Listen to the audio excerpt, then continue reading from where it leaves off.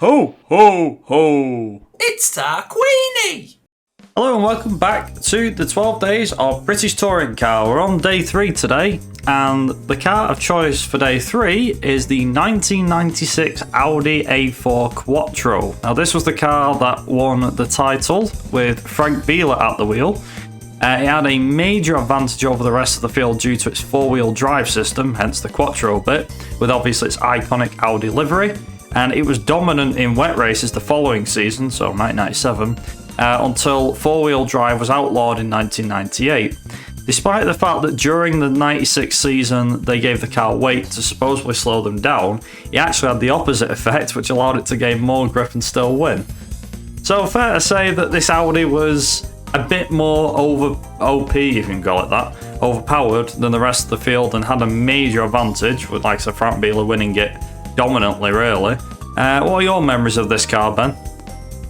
Car to me was more than just British touring cars, because it didn't just win the British touring car series, it won the Belgian, the Spanish, the Australian and the South African series, won all of them.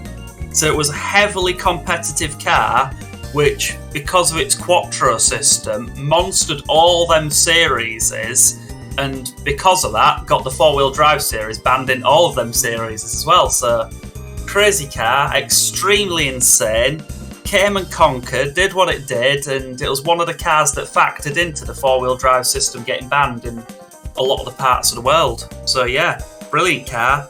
Great to see Frank Biela when he did what he was doing. It was some really good wins in that, especially in the wet because of how it drove.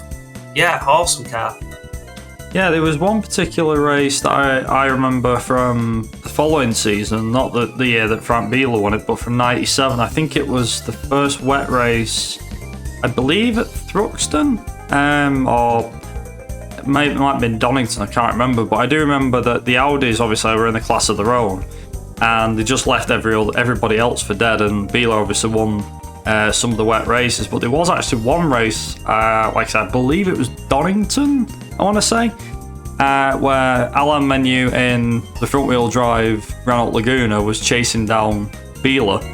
Bear in mind that the Audis had such a huge advantage in the wet, it was ridiculous, and kind of showed how well the Renault worked against the Audi in the wet. But the Audi as a whole, it probably will go down in folklore for, like I said, the iconic livery, through the Quattro itself, through the fact that, bear in mind, the Quattro system was getting on about 10 years old, because it was first introduced, I believe, when the Audis first entered, well, the A1, I think it was, and the A2 first entered rallying in like the early to mid 80s, and obviously then you had the Group B era and all the rest of it. So the fact that they created such a system, I mean, the other thing to mention as well is four-wheel drives in a lot of cars today. So, the fact that I won't say it inspired four-wheel drive, but the fact that it showed how dominant it was with all the power going to the four wheels over, like I said, the front and the rear wheel drive, just proved how dominant it was. Like I said, especially wet races when you need the traction, you need the grip and all the rest of it. Obviously, the weight didn't help. But let us know what you thought about the Audi A4. Let us know in the comments section down below. If you like this video, be sure to give it a thumbs up. If you didn't, be sure to let us know why in the comments. And yeah, we'll see you guys for day 4 tomorrow. And until then, thank you very much for watching. And of course, ta-ra. Bye.